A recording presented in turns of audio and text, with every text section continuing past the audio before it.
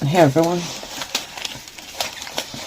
So a few days ago I made this exotic looking frog, only to realize that it's not a frog, it's a toad.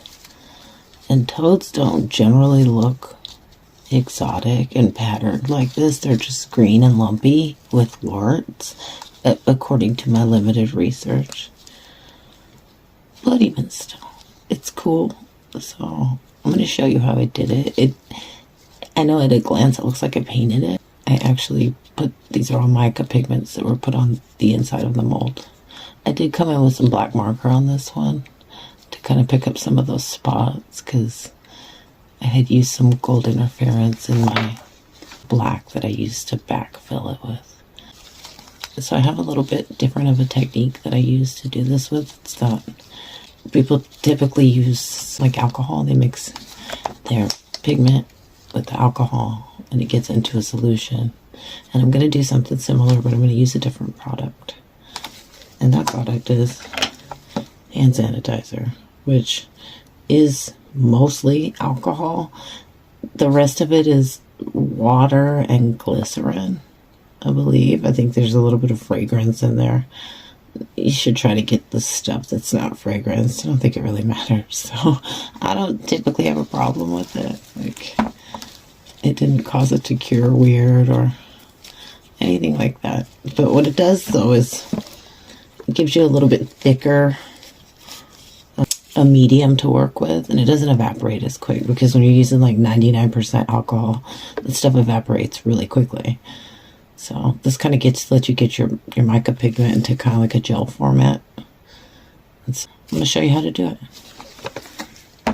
Okay, we're back.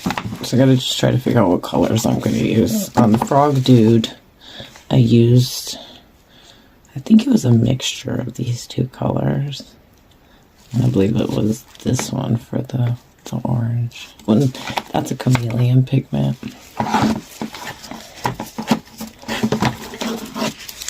On this dude, I just used chameleon pigments. It's a little bit hard to see the shift, but trust me, it's there. So I'm thinking that I want to do it with some bluey chameleon pigments, and I might mix it with a little bit of this.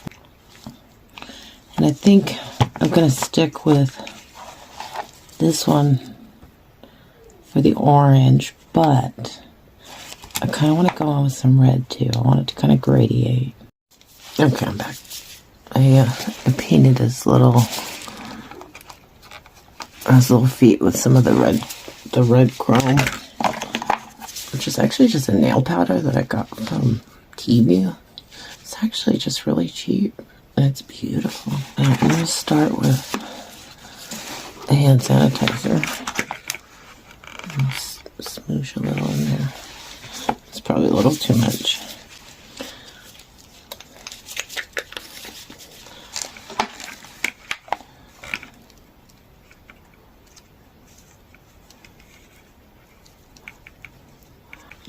Whenever you add like a liquid to any of these pigments, are going to look darker, and the final color will be something more like that. So I said I might add just a little bit of this one in there. You could also just come in with alcohol ink if you want to add sort of different shades and variations.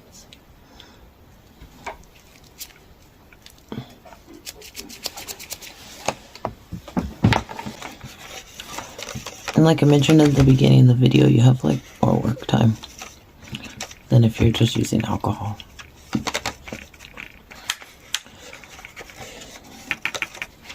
Alright. So get that mixed up. Let's start plopping it on there. And you could do this with UV resin, where you just come and draw the spots on. I've certainly done that too. This technique though gives you a little bit more texture. texture.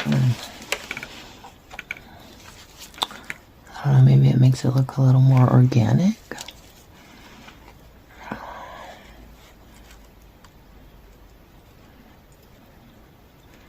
I feel like I might be getting this on here a little too heavy.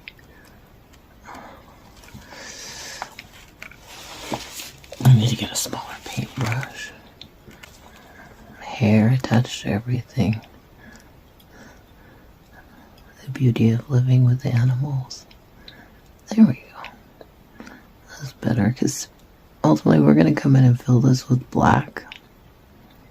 And so we want the black to hit those spots right there. Or you can just leave it looking chunky. I did that on that frog over there. I didn't try to make it be these precise circles. And I'm certainly not trying to do that now, but I just want to... I kind of want to stack the circles, if that makes sense.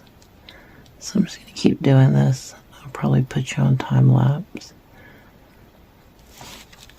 And then I'll come back to you when we switch colors.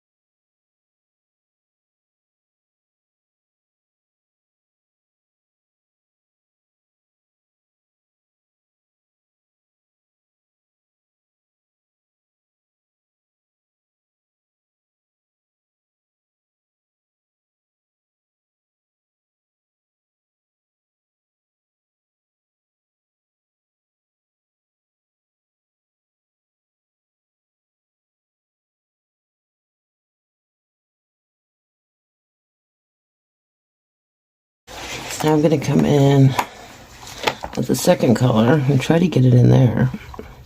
I might have to end up just kind of going with stripes, I think. I'm not really sure. I'm just going to mess around. We're going to screw around and find out. I'm going to mix these two together.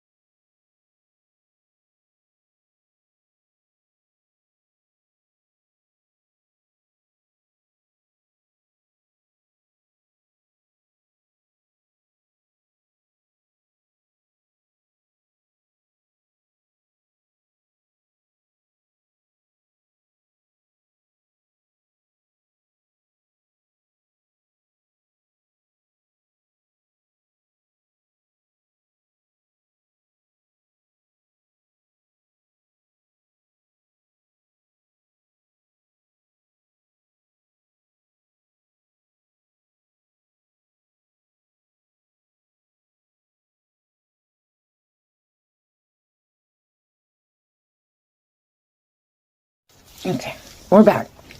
I mixed up some resin. Use a cheap off-brand from Amazon. I'm not really a brand loyalist. And if you go down the rabbit hole of private labeling, you'll realize that a lot of these products are just coming from the same place. I'm going to try to get that in there real slow because I don't want it to drag on those pigments. Also, I'm using the paper cup technique. Just let you squeeze your cup so you're not getting all this spillage. Resin goes where resin has been. It flows. Anyway, we're just going to fill this bad boy up.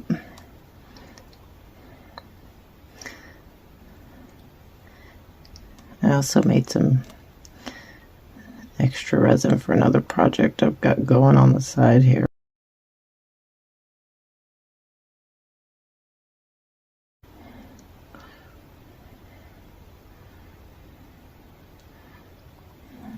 Just let that find its way into the little feet. I'm gonna grab a little stick. A little tricky with these little feetsies.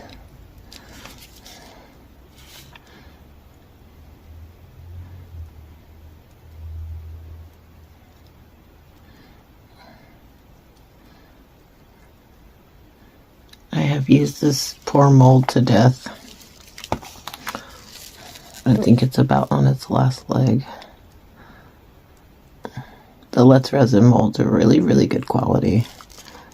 Everyone I've ever gotten, I've got many, many casts out of them.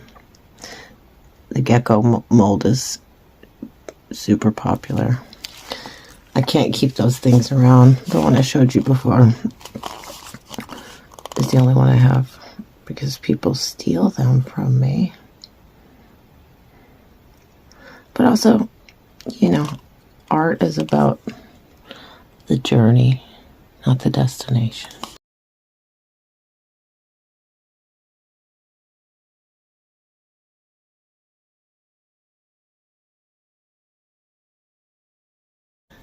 Okay, I'm probably going to torch this off camera because Daniel Cooper says that your channel will get dinged if you show fire, so we're not going to do that. The big reveal. This is still a little bit soft. Whenever you're unmolding these guys, the little toes, they want to bend and stick, and if you get your finger up under there and you just push, they'll just pop right up. I've used this mold quite a bit, so I know how to manipulate it.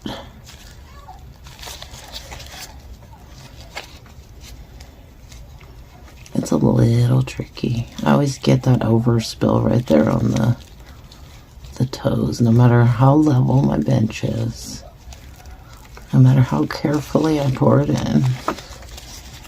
I'm going to try to do this like Julie from Pouring Your Heart Out, the queen of resin. She always do it upside down and then she reveals it. Oh god, I can't do that. I don't know how she freaking does that. Oh my god.